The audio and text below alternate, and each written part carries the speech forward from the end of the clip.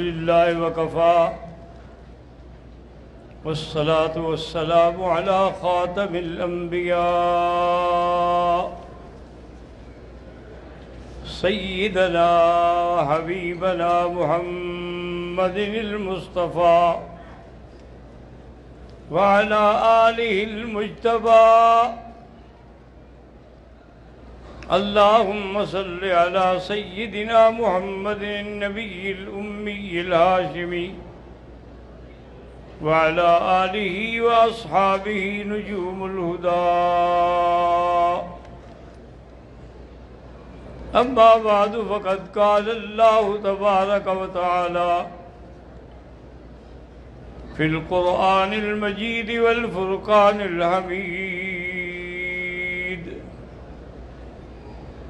أعوذ بالله من الشيطان الرجيم بسم الله الرحمن الرحيم لقد كان لكم في رسول الله أسوة حسنة قال النبي صلى الله عليه وسلم لا يؤمن أحدكم حتى يكون هواه تبعا لما جئت به أو كما قال النبي صلى الله عليه وسلم صدق الله العلي العظيم وصدق رسوله النبي الكريم ونحن على ذلك لمن الشاهدين ومن الشاكرين والحمد لله رب العالمين رب اشرح لي صدري ويسر لي أمري واحلل عقدة من لساني يفقهوا قولي رب زدني علما سبحانك لا علم لنا إلا ما علمتنا إنك أنت العليم الحكيم برادران اسلام، چند دنوں سے سیرت نبی پاک صلی اللہ علیہ وسلم کے بارے میں میں معروضات پیش کر رہا ہوں۔ اصل بات تو یہ ہے نا جی کہ حضور پاک کی سیرت کے لیے اگر تمام دنیا کے دفاتر بھی ہوں اور 10 کلمے بن جائیں پھر بھی تعریف تو ختم نہیں ہوگی۔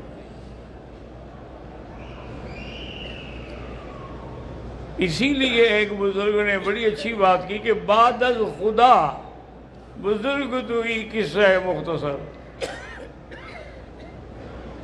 کہ اللہ کی وہ تو خالق ہے نا، مخلوق میں سب سے افضل اعلیٰ عرفہ جو ہیں وہ محمد مصطفیٰ ہیں صلی اللہ علیہ وعلا آلہ واصحابہ وسلم تسلیما کثیرا۔ اللہ تبارک و تعالی نے تمام مخلوقات کو پیدا کیا اور سب کچھ تیرے لیے ہے۔ بات کو سمجھیں، یعنی پھل کھاتے ہو، روٹی کھاتے ہو، کھانا کھاتے، اللہ تو نہیں کھاتا نا، یہ سب کچھ تیرے لیے ہے۔ تمام دنیا کی چیزیں، ہوائیں ہیں، فضائیں ہیں، سورج ہے، چاند ہے، دن ہے، رات ہے، دریا ہیں، آبادیاں ہیں، سب تیرے لیے ہے۔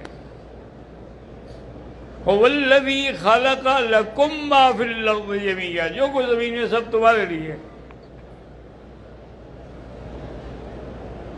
تو اب خلاصہ یہ نکلا کہ تیرا سب کچھ تیرے لیے ہے اور تو اللہ کے لیے ہے۔ وَمَا خَلَقْتُ الْجِنَّ وَالْإِنسَ إِلَّا لِيَعْبُدُونَ، اللہ نے جن و انس کو کیوں پیدا کیا ہے کہ اس کی عبادت کریں۔ اب دیکھیں نا جی، جانور ہے، گائے ہے، بھینس ہے، بیل ہے، وہ عمر زیادہ ہو گئی، بوڑھے ہو گئے تو ذبح کرو۔ انسان کو تو عمر بڑی ہو جائے ایسے بھی نہیں کیا جاتا نا.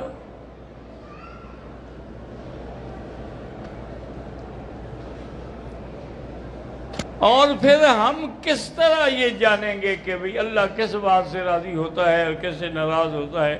ہمیں کیا پتہ ہے؟ تو اس لیے اللہ نے نظام نبوت جاری فرمایا. حضرت آدم علیہ السلام سے لے کر حضور صلی اللہ علیہ وسلم تک جتنے پیغمبر آئے ہیں وہ یہی بتانے آئے ہیں کہ اللہ کے یہ احکام ہیں. ہر پیغمبر کی شریعت الگ ہے لیکن دین ایک ہے.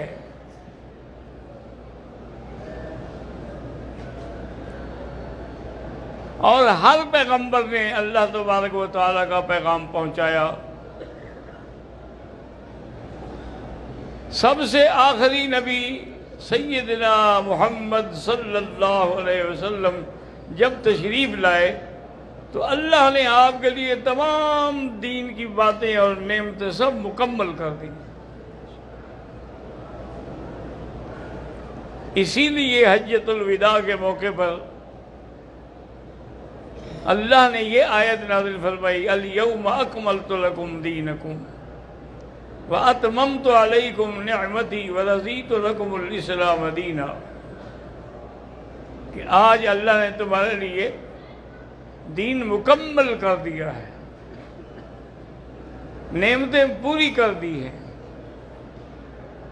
اور دین اسلام سے ہی اللہ راضی ہے، اس کے علاوہ کوئی اور دین نہیں.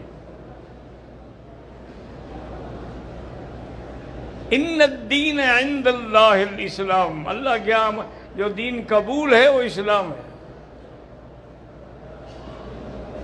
وَمَن يَبْتَغِ غَيْرَ الْإِسْلَامِ دِينًا فَلَن يُقْبَلَ مِنْهُ، اسلام کے علاوہ اگر کوئی دین ہو تو اللہ قبول نہیں کریں گے.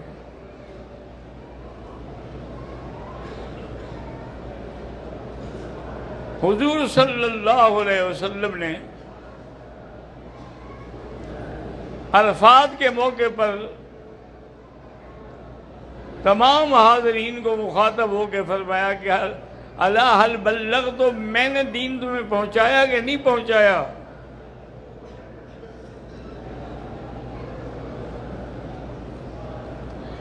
تو صحابہ نے جواب میں عرض کیا لقد بلغت الرسالۃ وادیت الامانۃ ونصحت الامۃ،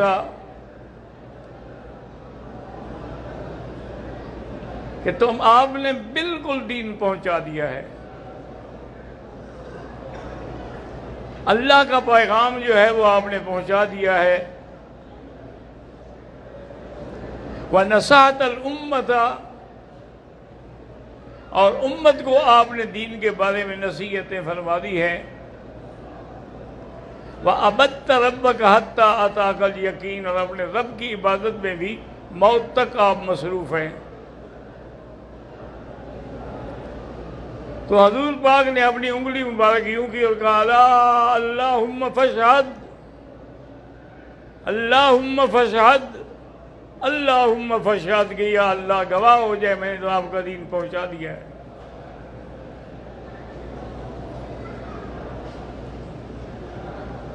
اور مسلمانوں کے لیے ہے ہی کیا حضور کا اسوہ، حضور کا طریقہ، عبادت میں، کھانے میں، پینے میں، بیٹھنے میں، اٹھنے میں، سب جو حضور کا طریقہ ہے وہی دین ہے.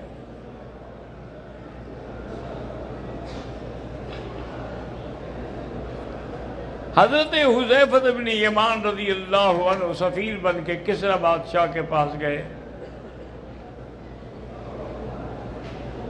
تو بادشاہوں کی عادت کے مطابق کھانے پہ انہوں نے بلایا.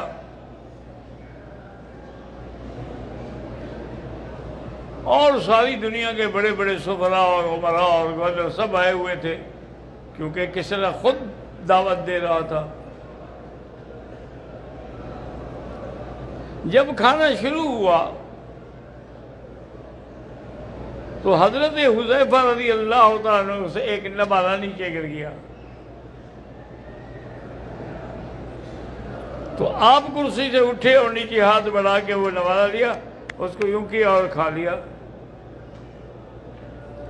آپ کے ساتھ جو بیٹھا تھا اس نے کہا تم نے بہت برا کیا ہے، کسرا دیکھ رہا ہے،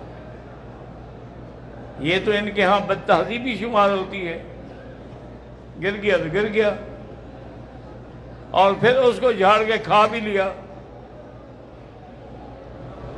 حضرت حذیفہ جوش میں آ گئے، میں کیا کہتے ہو؟ اترک سنت حبیبی لہؤلاء الحمقاء، ان بے وقوفوں کی خاطر میں حضور کی سنت چھوڑ دوں؟ حضور کی سنت یہی ہے کہ کوئی نوالہ گر جائے اٹھا لو، اس کو صاف کرو اور کھا لو، پتہ نہیں برکت کس لقمے میں ہو۔ اللہ کی شان یہ ہے کہ جب حق بات کہی جائے نا اس کا اثر ہوتا ہے۔ اس کسرا پر بھی اتنا اثر ہوا کہ کچھ نہیں کہہ سکا۔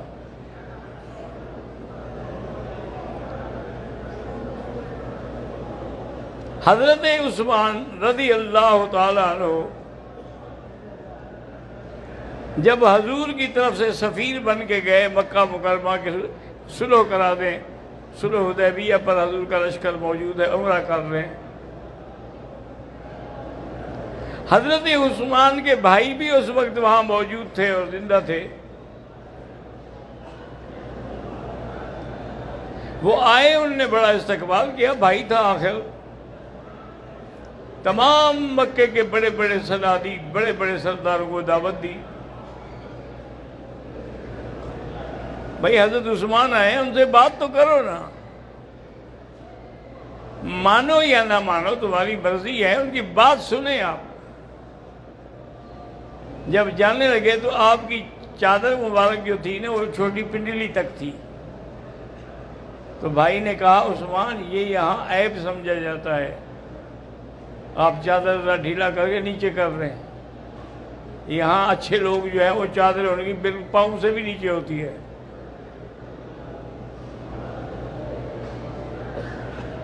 آپ نے فرمایا ہاکذا عزرت صاحبنا، اسی طرح چادر میرے محبوب باندھتے تھے، میں کیسے ان کے خلاف کروں؟ میں نے تو اتباع کرنی ہے، نہ مانے ہماری بات، لیکن ہم کیسے سنت چھوڑ دیں؟ صلی اللہ علیہ وآلہ آلہ وصحابہ وسلم۔ عید کا دن تھا، سیدنا علی رضی اللہ تعالیٰ عنہ نے دیکھا کہ ایک آدمی تیاری کر کے کھڑا ہو رہا ہے اور نماز پڑھنا چاہتا ہے، تو آپ نے روکا، بھائی نماز مت پڑھو۔ اس نے کہا حضرت علی کیوں؟ ان اللہ یعذبنی علی الصلاۃ، اللہ مجھے نماز پڑھنے پر عذاب دیں گے؟ آنسر میں نہیں، نماز پڑھنے پر نہیں، حضور کی مخالفت پر تمہیں عذاب دیں گے۔ حضور پاک نے عید میں کوئی نماز نہیں پڑھی اس سے پہلے، تم پڑھو گے تو گویا مخالفت کر رہے ہو، اور مخالفت کرو گے تو پھر صاف بات ہے کہ اللہ تبارک تعالیٰ کا عذاب ہے۔ اس نے پھر وہ نماز چھوڑ دی۔ اسی طرح حضرت عبداللہ بن مسعود رضی اللہ تعالیٰ عنہ ایک مسجد میں گئے کہ دیکھا کہ لوگ جو ہیں وہ عصر کے بعد اور مغرب سے کچھ دیر پہلے نماز پڑھ رہے ہیں، یہ کیا ہے؟ انہوں نے کہا جی ہم نماز پڑھ رہے ہیں۔ انہوں نے کہا کیوں نماز پڑھ رہے ہو؟ انہوں نے کہا جی اللہ نماز پر بھی پکڑیں گے۔ انہوں نے کہا بالکل پکڑیں گے کہ مخالفت ہے محمد مصطفیٰ کی، حضور پاک نے کبھی عصر کے بعد اور مغرب سے پہلے نماز نہیں پڑھی، تو ہم نے تو حضور کی اتباع کرنی ہے نا۔ حضرت عبداللہ ابن عمر رضی اللہ تعالی عنہما کھڑے تھے، ایک آدمی کو چھینک آئی تو اس نے کہا الحمدللہ والصلاۃ والسلام علی رسول اللہ۔ حضرت عبداللہ ابن عمر نے کہا کہ وَأَنَا أَقُولُ هَكَذَا، میں بھی اسی طرح کہتا ہوں کہ بسم اللہ والصلاۃ والسلام علی رسول اللہ ہے، لیکن یہ سنت کے خلاف ہے۔ حضور نے ہمیں یہ بتلایا ہے کہ اگر چھینک آئے تو کہو الحمدللہ علی کل حال.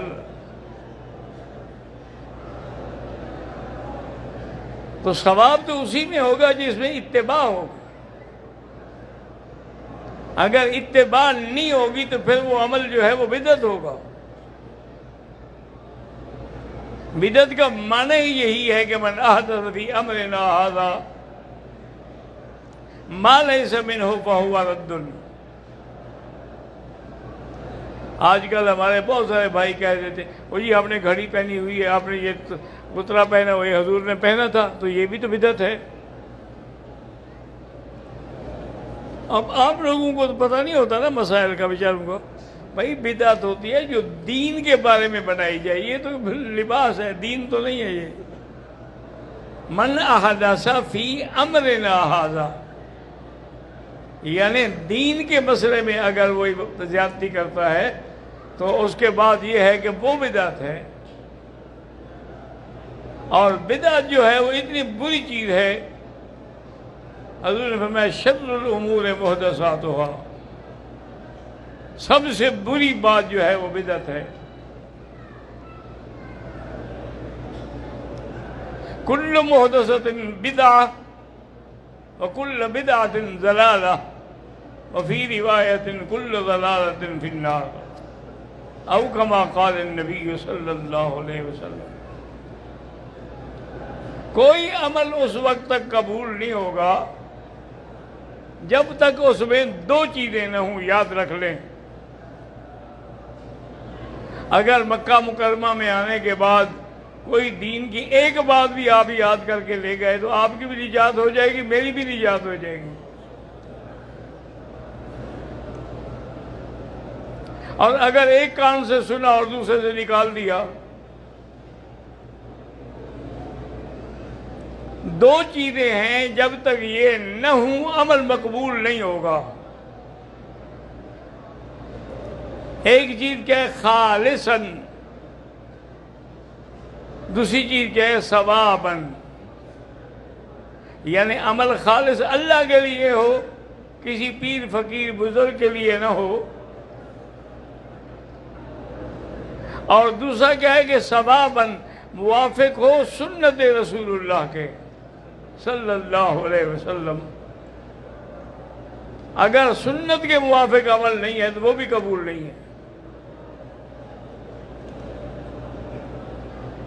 بلکہ جن لوگوں نے بدعات ایجاد کی ہیں، حضور نے فرمایا کہ مدینہ منورہ جو ہے عیر سے سور تک یہ حرم ہے. من احدث فیہا حدثا، جس نے اس میں بدعت کی، او آوا محدثاً، کسی بدعتی کو پناہ دی، جگہ دی، فعلیہ لعنت اللہ والملائکۃ والناس اجمعین، اس پر اللہ کی بھی لعنت، مخلوق کی بھی لعنت، سب کی لعنت. میرے مدینے میں آنے کے بعد بھی بدعت کرے. بدعت یعنی اتنی بری چیز ہے کہ ان اللہ حجب التوبۃ عن اہل البدعۃ، بدعتی سے اللہ نے توبہ روک دی ہے، وہ توبہ ہی نہیں کرتا. زانی توبہ کر لیتا ہے، شرابی کر لیتا ہے، ڈاکو کر لیتا ہے، قاتل کر لیتا ہے، لیکن بدعتی نہیں کرتا. کیونکہ بدعتی تو اس کو دین سمجھتا ہے، وہ دین سے کیسے توبہ کرے. بھائی جو آدمی شرابی ہیں، ڈاکو ہیں، وہ یہ تو سمجھتے ہیں کہ ہم غلط کام کر رہے ہیں، تو کسی نہ کسی وقت ہدایت مل سکتی ہے. اور اہل بدعت جو ہیں وہ سمجھتے ہیں کہ ہم اچھا کام کر رہے ہیں، تو اچھے کام سے تو کوئی توبہ نہیں کرتا.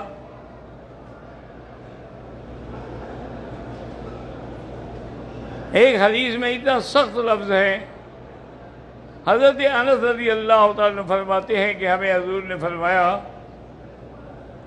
کہ بدعتیوں کے ساتھ لا تآکلوہم ولا تشاربوہم ولا تناکحوہم، نہ ان کے ساتھ بیٹھ کے کھانا کھایا کرو، نہ پانی پیا کرو، نہ ان کی فیملی میں نکاح کیا کرو.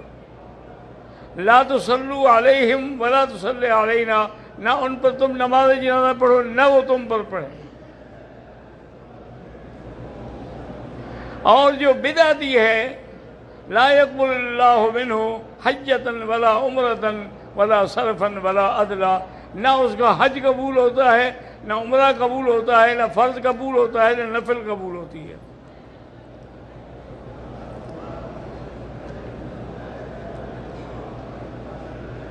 تو ہم کیسے یہ اتنی سخت یعنی بدعت کے لیے سزا ہے؟ وجہ کیا ہے؟ وجہ یہ ہے کہ جب آدمی دین میں کوئی نئی بات کرتا ہے تو گویا وہ یہ سمجھتا ہے کہ اللہ نے یہ بات چھوڑ دی تھی، میں اب پوری کر رہا ہوں، یا وہ یہ سمجھتا ہے کہ نعوذ باللہ حضور پاک نے ہمیں یہ بات نہیں بتائی، پورا دین نہیں پہنچایا، یہ بات رہ گئی تھی جو اب میں پوری کر رہا ہوں، تو گویا وہ رسالت میں بھی توحید میں بھی ضرب لگا رہا ہے، اس لیے اس کے لیے اتنی بڑی سزا ہے۔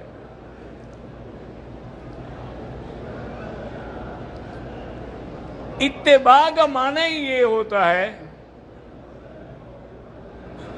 ایک حدیث میں ہے کل امتی يدخلون الجنة الا من ابا، حضور نے فرمایا کہ میری امت جنت میں جائے گی مگر وہ جسے ابا۔ صحابہ نے پوچھا ابو کیا ہوتا ہے، ابا کیا ہوتا ہے؟ حضرت نے فرمایا من اطاعنی فدخل الجنة ومن عصانی فقد ابا، جس نے میری اطاعت کی وہ جنت میں جائے گا، نہ فرمانی کی تو گویا کہ اس نے ابا پہ یعنی انکار کیا۔ ایک دن حضور صلی اللہ علیہ وسلم مدینہ منورہ سے باہر نکلے تو شہر کے آخر میں دیکھا کہ ایک بنگلہ بنا ہوا ہے۔ حضور نے فرمایا بھئی یہ کس کا بنگلہ ہے؟ پہلے تو نہیں تھا یہ۔ انہوں نے کہا جی فلاں صحابی کو کاروبار میں اللہ نے برکت دی ہے تو اس نے اپنے لیے ایک جگہ بنائی۔ حضور نے فرمایا اسے اچھا نہیں کیا، دنیا میں رہنے کے لیے تو بس ایک کچا کوٹھا بھی کافی ہے۔